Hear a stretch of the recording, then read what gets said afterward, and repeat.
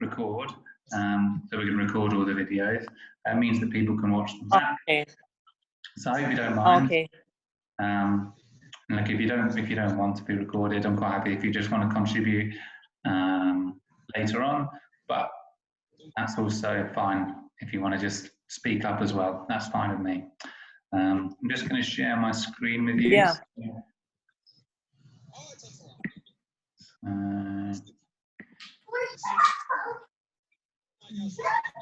It's fine. There we go. I'm hoping you can all see my behaviour for learning presentation. Can you see it okay? Yes. Super. Yeah, Okay. I can see it. Great. First of all, look, I think, thanks to Q, I appreciate the thumbs up. I'm not the best public speaker. When I'm teaching, I like having input from other people. So I'm going to try not to stand here and just talk about my presentation. I'd like, if you've got questions or you've got things to input, please do. And if you don't, I don't mind either. I don't like standing in front of children and talking for 30 minutes the same way for adults. So hoping there's going to be lots of interaction. So with that, I'm going to ask you both a question. So a student has not submitted their homework. And what should the class teacher do?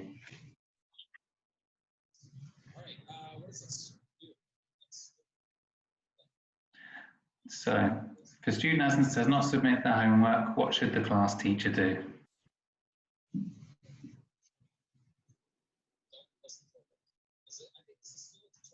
Mr. Cooper. Hello. Good. Right, so I'm just sharing with everybody a presentation, but I just wanted to ask just a question from all of the audience. If the student has not submitted their homework, what should the class teacher do?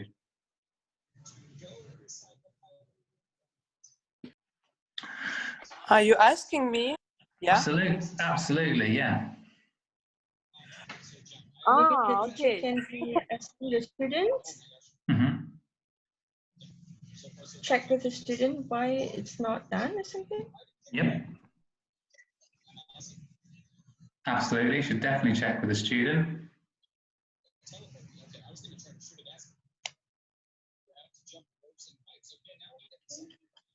Yeah.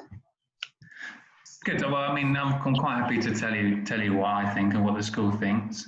And I mean, the problem with this question, it's very, very difficult to answer in terms of what you should do for everybody, because you might have one student who struggled with the homework, students who have different needs. The homework might have been too difficult. The homework might not have been given the right amount of time to do it. Whole range of different reasons, and that's why it's actually a really difficult question to answer. And one of the ones we struggle with the most at the school, because students have different needs, but also you want to treat students with parity, and everybody gets treated the same. So it might be something we look at throughout this presentation. So as a school, we have a philosophy for behaviour. And I suppose there are two things. One is that everyone is responsible for behaviour at WEC. So every stakeholder, whether that be students, teachers, parents, the head teacher, teaching assistants, learning support assistants, whether you work in inclusion, whether you work in English, whether you're primary, everybody's responsible for behaviour. And that way that, actually, as a collective, everyone's responsible for it. The second one is that you have to own your own behaviour, in that every behaviour has a choice and you are in control of that. I think that goes to 98% of behaviour is you are in control of it. And we can deal with the other issues where students don't have control of their own behaviour slightly differently. Those would be our philosophies as a school. So how do we want students to perceive our philosophy of behaviour for learning? Because ultimately, behaviour and learning go hand in hand. I like to think of it like a double helix. Is you've got the academics and the learning on one side, and you've got the behaviour on the other. And if you don't have the behaviour, you can't learn. And you can't learn without the behaviour. And they go very much hand in hand. So 4 things really we want to be as a school. One is really, really transparent, so that all students, all parents, all teachers, if one thing happens, they know what to do. And that is clear, so that it's not a surprise to people how they're treated. So if you've got very, very positive behaviour, how you be rewarded. And also if you've got behaviour that needs to be addressed, negative behaviour, I suppose, then actually they know what happens then as well. Students are able to have the opportunity to reflect on their behaviour, both positive and negative. There's parity, so that every student feels like they're treated the same. And finally, behaviour is aspirational, so that you've got something to aim for and you're always trying to achieve. The ultimate idea is that students are always at a crossroads, and when they're given a situation, when they're given a task, when they're given some kind of situation or opportunity, they have a choice, and that choice is always either rewarded or it's addressed if they haven't quite met the expectations. What I'd like to ask is, what's been really successful for you at home? So as parents, what have you found behaviour that what behaviours have you encouraged or found that really successful that incentivise your children at home? So Victoria, I don't know. Can I reply? Yeah. Yes, please. I think first of all, it should be a very quiet, calm place for students, not disturbing.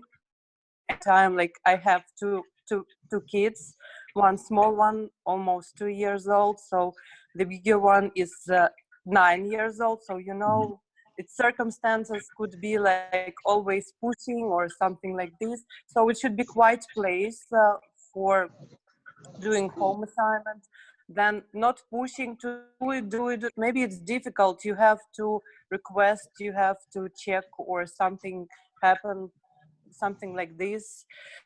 And many more, like bad mood, for example. It could be sometimes. Yeah, well, I mean, Victoria, I completely agree. What ages are your students? What year groups are they in?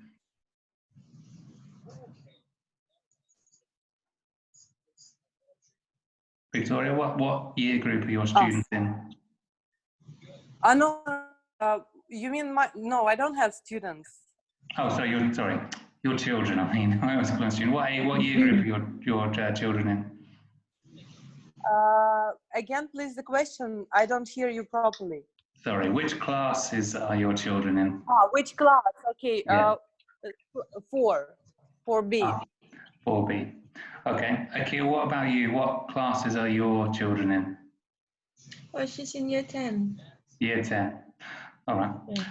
Well, that's good. And it's a big, large, what's really successful for your child, Akil? Successful is that she's very independent at home, and the teachers are always online. So that's very, very good, because it's because we have 2 children, and then I can have my own time with the child who is 5 years old, and then the year 10, because how the school does it is the teacher is online, so she can be communicating with the teacher on things that she doesn't know, or things that and there's life going on with the teacher. So that is very helpful, because I know that she is learning. Unlike, because I also know there are some schools that doesn't do life like that. So what WEC has been doing is very successful, because it helps the child to have a sense of like classroom feel. Yeah. And then because environment plays a part, because I think noise level, yeah. Other than that, I think it's okay. It's been good so far. I mean, that's great to hear. And well, can I ask you one further question then? Why are your children so independent? What have you done to make them so independent?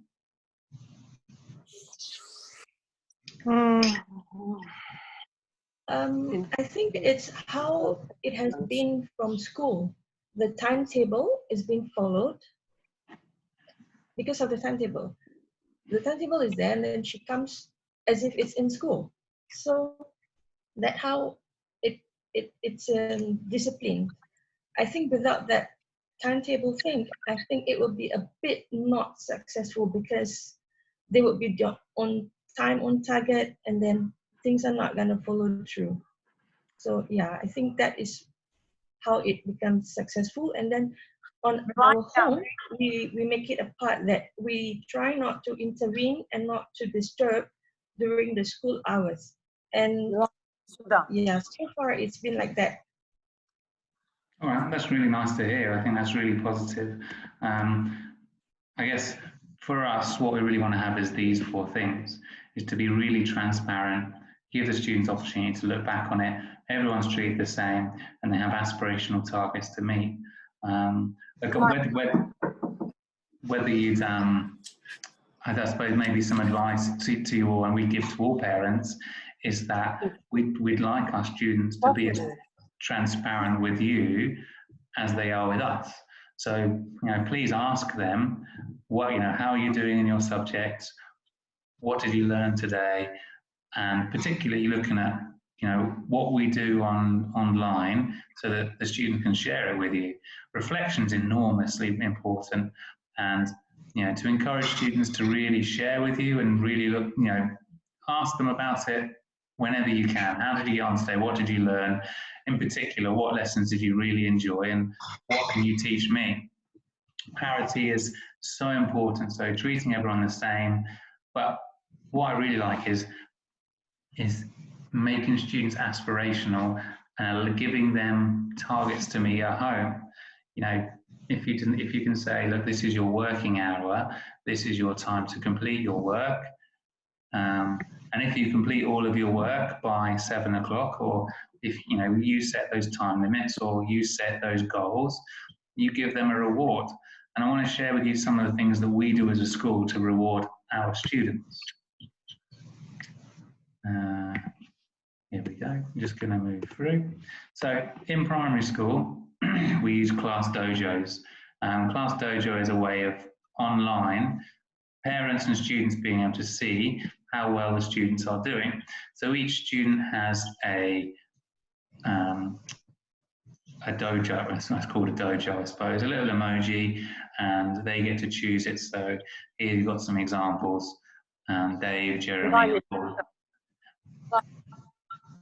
and these sorts, and what it is, parents can see the rewards the students get. It works a lot, very similar to house points, and students are rewarded for doing the right things in school, and that parents can see this as well. It means that we've got transparency, because everybody can see how well the students are doing. It's aspirational, because there are certain goals and certain targets we give to the students to meet. And also we have parity, so that everybody's treated the same, and everyone is rewarded the same. We have the same system in Go for Schools, in that students are given reward points for doing the right things, and we track those every week. So that nice graph, you can see how well students are doing. We also have a really clear idea of what the timetable looks like, how they do in every subject, and also attendance and progress on that right-hand side. And you can really see how other students are doing. So, Akil, if you've got, you can really understand how well the students are doing in every subject, and it's live all of the time. We're very proud of this in secondary, and work really hard to make sure that we have a whole host of data on every student, and the parents can see it as well. And we don't feel that many, this is the next step for schools, and we're ahead of the curve for this. I've sort of been through how that looks at home and how that looks in every area. Again, being transparent, and reflection, parity, and aspirational. So in terms of how we reward positive behaviour, we think this is number 1. It's so important that teachers, first of all, catch students being good. We really want to make sure that students are incentivised to work hard. So far, school's given out 115,000 positive behaviour points, and that's enormous. I review it every week, encouraging departments and students to give out for a whole host of different reasons.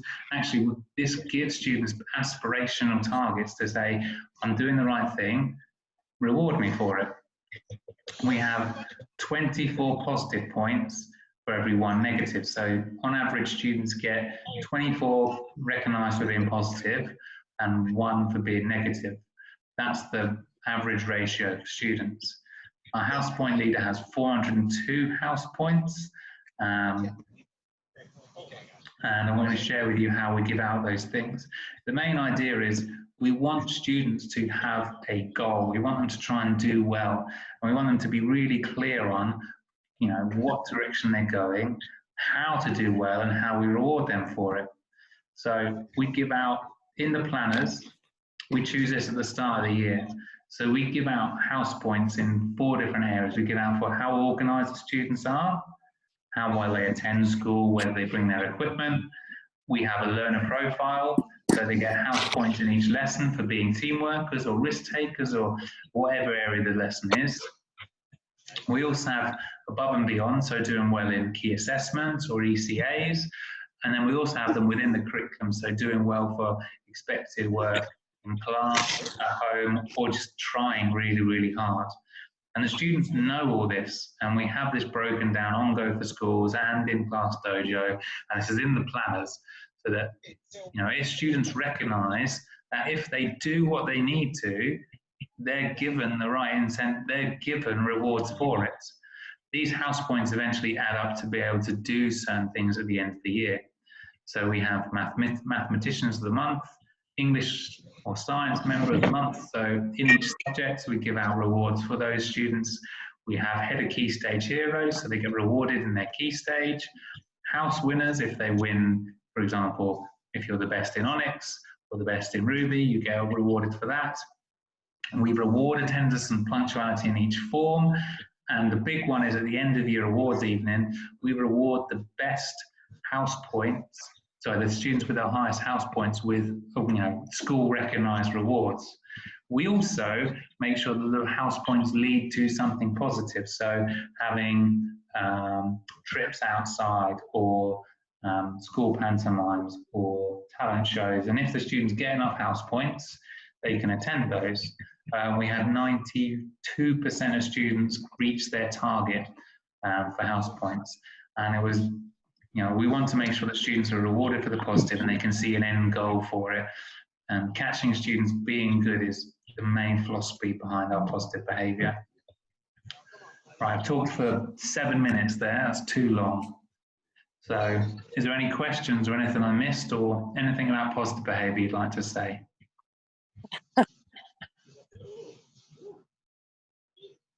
Just a question. Thank you. Yeah, Akil, do you want to go?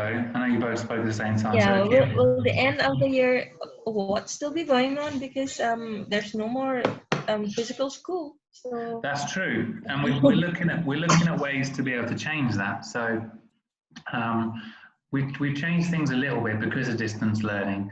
Like we were planning on having an end of year pantomime which students would attend, but we're not going to be able to do that. So we are going to have a talent show, but we are still going to have a secondary and a primary rewards evening.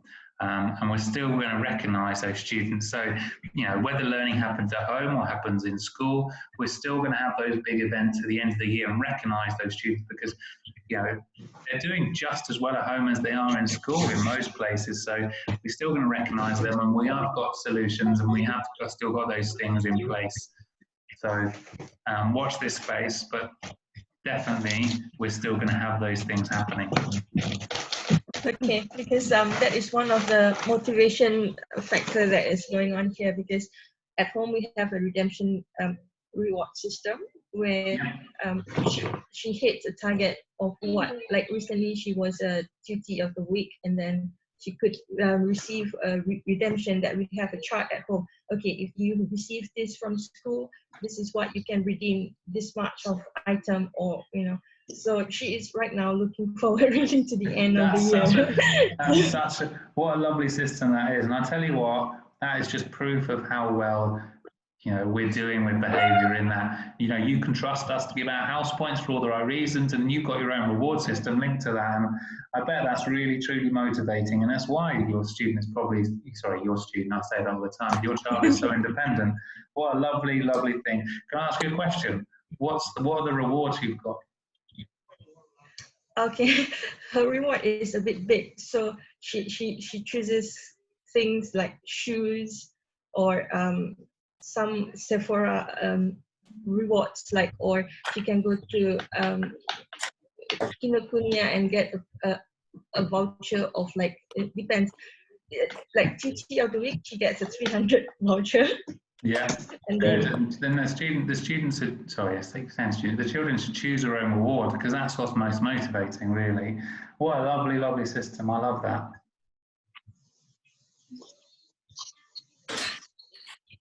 Victoria, did you have something to add? Yeah, thank you. First of all, thanks a lot for the presentation. It was very useful and interesting. And I want to say that I feel that my student, she is very motivated, and I can see results, and the fact in the good learning, it's for me it's a big success, because from the beginning of the school she doesn't want to change the school, and I'm very happy of this. Thank you so much for your friendly school, friendly circumstances, and I'm very proud of it. Thank you so much. Well, that's really good. I'm really pleased to hear that. Look, what I'm going to do is, I've got probably about 5 minutes left. I'm just going to go through some negative sanctions, because it does happen. So I just wanted to go through, just so you're clear on what we do if things don't go right. So we do have clear consequences for what goes wrong. This again is in our behaviour policy, but also in the school planners. It is very, very thorough, because what we want to do is we want students to realise that, look, if they are littering, or if they choose something on the left-hand side, for example, if they are late to lessons, they know what happens. The minutes and reason are recorded on Go for Schools. If they do graffiti on their work, the teacher has the option of corrective resolution, and then we record on Go for Schools. What we want to do is make it really clear for students that if they do one thing, there will be a consequence to it, and they've got a choice to either do it or not do it. The teachers model that good behaviour, so the same mistakes don't happen again, and do have a conversation. But this is what we do for negative behaviour. We also have a really clear policy on how we follow up with negative behaviour. So step one would be a formal warning, because we want students to know that they get one chance, right? You say, well, if you're doing something small, something major, quick warning, don't do that again, you're distracting the learning, or that's not what to do. But then the second step here would be then when we put in one of those sanctions. And again, we log it on Class Dojo over school so the parents can see it. Step three, if it escalates and it continues, that's when one of the senior leaders is brought in and the students are removed from the lesson. Now, this has only happened 5 times across the year in the entire school, 3 times in secondary, twice in primary, and when students are removed from lessons. So usually it will get to number 1, and you'll just say to the student, you're talking, just quieten down a little bit, please. It's just a little warning, just to remember that everyone needs to learn. And then this would be step 2. So students are again aware of this is the process that happens, and teachers are also aware of that too, so we have parity. We don't want to have the idea that we have detention and behaviour points. We're trying to move away from that, in the idea that if students do things wrong, they get an opportunity to reflect on it. So we do have lunchtime sessions. We don't call them detentions because they're not detentions. It's an opportunity for reflection, and you talk to somebody about what happened. We also want to get away from the idea that there are behaviour points. We record things on Go for Schools, and yes, they are called behaviour points, but it's more that we focus on what the sanction is and what happens if they do something wrong. So a few next steps we've taken since January. We've been having regular meetings with the Parent Council to get feedback from parents. because there are lots of things we do that we want to be informed by parents. So we've had regular meetings with the parent council. We've had department feedback on behaviour. So we've actually given feedback to every single department on their behaviour, and we do that every month. We have student voice, so we speak to the assistant boy, assistant head girl, and the head boy and head girl twice a fortnight on each behaviour issue. And we also have half-termly pastoral intervention meetings. Student voice looks like this. So actually we ask the students questions, get them to fill in a survey. We also have this is the behaviour review. So this is what it looked like for September. So I've taken away the teachers' names, but we share with the heads of department exactly where they give out positive points and where they give out negative behaviour points, and where they're not quite being either rewarding enough, or they're being too strict or not strict enough. We also have pastoral intervention meetings, and these are based on a whole range of things like attendance in green there. We've got behaviour in blue, how they're doing in their curriculum, which is in red, other notes, and then we also have some actions. So most are no action. We also have things like meeting with a school counsellor, or they go on school report, or get some English language support. So we do have really, really explicit meetings on each student. Right, that is the end of my presentation. Anybody have any questions or anything else they'd like to share with us? I think it's all very good. Thank you so much for your time. That's all right. Thanks for coming. Right. Thank you so much from me. Thank you. Right. Enjoy the rest of your day. Thank you. Thank you. Safe. Bye-bye. Thank you. Bye.